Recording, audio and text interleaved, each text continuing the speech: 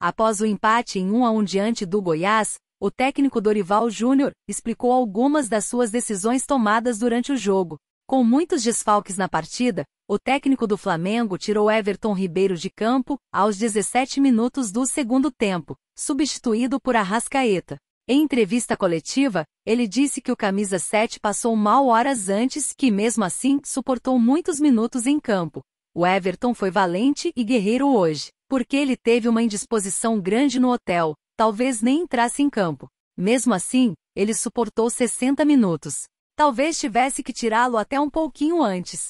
Mas um jogador desse nível você quer tê-lo o máximo possível em campo. O que ele conseguiu suportar foram esses 60 minutos que foram importantes, mas não havia como deixá-lo junto ao Arrasca, porque a condição dele não favorecia muito, explicou Dorival. Sobre o confronto. Dorival fez questão de enaltecer a marcação forte que sua equipe teve que enfrentar em Goiânia. Para o treinador, também houve falta de paciência de seus jogadores para trabalhar mais as jogadas ofensivas. Por outro lado, elogiou o ponto de vista defensivo. Nós procuramos trabalhar da maneira correta, enfrentamos uma marcação muito forte. Não tivemos a dinâmica de troca de passe que nós sempre tivemos e demonstramos na maioria dos jogos. Com isso, é natural que você, quando chegava à frente do gol adversário, eram jogadas muito forçadas. Eu sinto muito, porque nós não tivemos essa paciência de trabalharmos a bola na frente da área adversária, invertermos o lado do jogo, para que daí houvesse uma infiltração, uma penetração. De um modo geral, nós tivemos um comportamento muito bom defensivamente. Nosso meio-campo muito bem postado, mas em termos de criação tivemos dificuldades principalmente diante desse quesito que citei, analisou. O gol do Flamengo também causou polêmica. Léo Pereira dividiu no alto com o goleiro Tadeu, e Matheus França empurrou para o fundo da rede. O árbitro marcou a falta, mas, após a revisão do VAR, foi aconselhado a rever o lance no monitor. Depois da análise, confirmou o gol, o que gerou revolta dos esmeraldinos. Dorival, por sua, citou seu espanto com ver o gol não validade pela decisão de campo. Para mim foi normal. Na minha opinião, ele teria que ter confirmado o gol, e depois visto se teria um problema ou não. Tanto é que a nossa reação foi de espanto na hora com tudo o que aconteceu.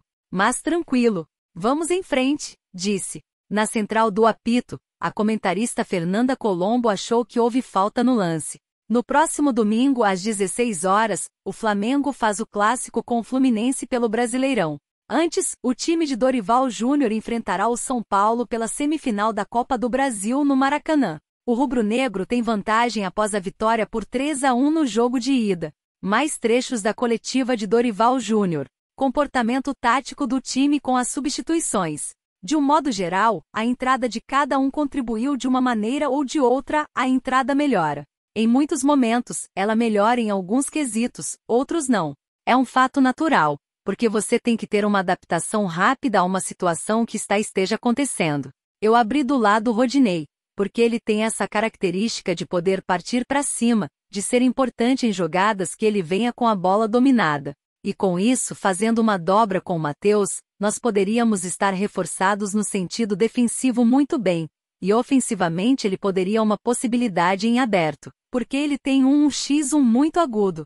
Marinho tentou trabalhar pelo lado, vinha com a bola por dentro, e nós precisávamos dessa bola um pouquinho mais de fundo. Foi um momento que também entraram o Matheus e o França, e deram uma mobilidade um pouco maior para a nossa equipe. Acho que aí sim foram importantes. E no mais, de um modo geral, a equipe se comportou relativamente bem.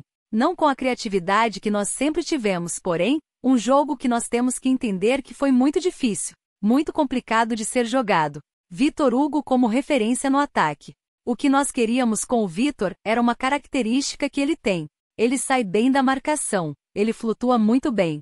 E ao mesmo tempo ele se faz presente na área. Como trabalhamos com o Mateusão, muito pouco tempo, em razão da saída do Lázaro, agora praticamente em cima, eles estavam disputando finais de competição. O Matheus, o França, Peterson, enfim, eles estavam em finais de competição, então eles trabalharam muito pouco com a gente. Achei arriscado naquele momento já entrar com o Matheus, já que ele havia feito poucos trabalhos. A característica do Vitor poderia ter preenchido, desde que nós conseguíssemos chegar pelos lados do campo, como sempre chegamos, com jogadas de combinação. Aí sim o Vitor seria importante, porque ele tem cabeceio, ele tem definição, ele bate bem muito bem. Ele protege, ele escora, ele segura, ele sustenta. É um jogador que tem tudo para que também possa em uma necessidade se estabelecer nessa função. Mas acabou não acontecendo como pensávamos. O Goiás tinha duas linhas muito próximas e estavam muito difíceis de serem difíceis infiltradas. E com isso, transitávamos bola, não tínhamos a paciência suficiente, e procurávamos uma jogada por dentro, onde eles estavam muito bem congestionados, armados e posicionados. Nós tínhamos que ter muito cuidado com isso. No segundo tempo nós melhoramos isso, porém, não fomos tão agudos quanto já fomos em outros momentos. Deixamos de ter as jogadas em quantidade que sempre fizemos com outros adversários. Com isso seria talvez, o diferencial do Vitor seria mostrado nesse sentido, se as bolas chegassem pelos lados e houvesse os cruzamentos, com as infiltrações. Como não tivemos jogadas pelas laterais do campo, não só com os laterais, mas pelas laterais, o que envolve laterais e meias. Ele ficou com uma função restrita em função da própria condição que apresentamos. Semi da Copa do Brasil. Nós temos que ter um jogo desenvolvido com muito cuidado. Acho que tudo o que tem acontecido, nós temos pensado muito em todas as situações. Arrascaeta jogaria 4 partidas em sequência se fizesse a partida de hoje também.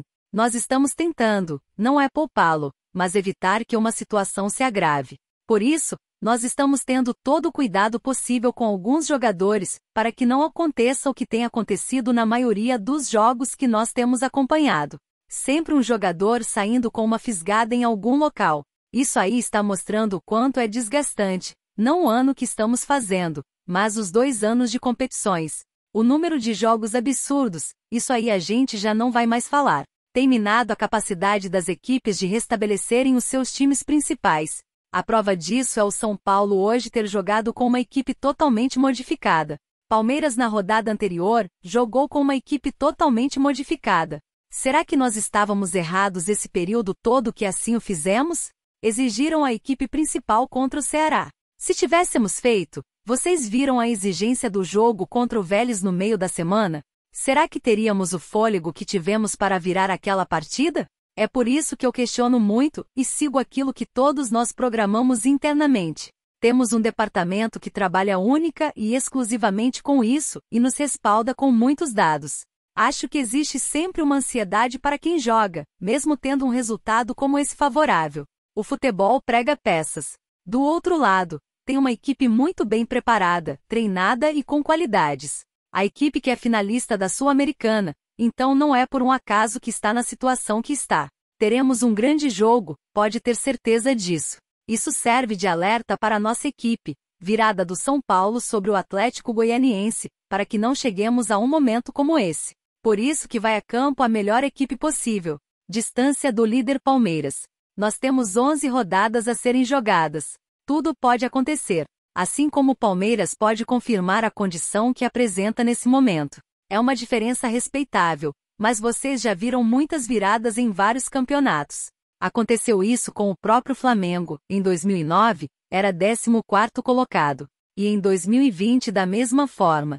Então vamos ter calma, paciência e continuar trabalhando com os pés no chão alicerçados pelos números que são passados e pelas condições de cada jogador. Eu gostaria de ter uma equipe sempre atuando em todas as partidas, mas com essa loucura que são as nossas competições, impossível de fazê-lo. Em respeito ao torcedor, eu tento colocar a melhor equipe possível em campo, sempre em condições de poder dar uma resposta. Até porque a grande maioria dos jogadores tem entrado mesmo que não inicie as partidas principais.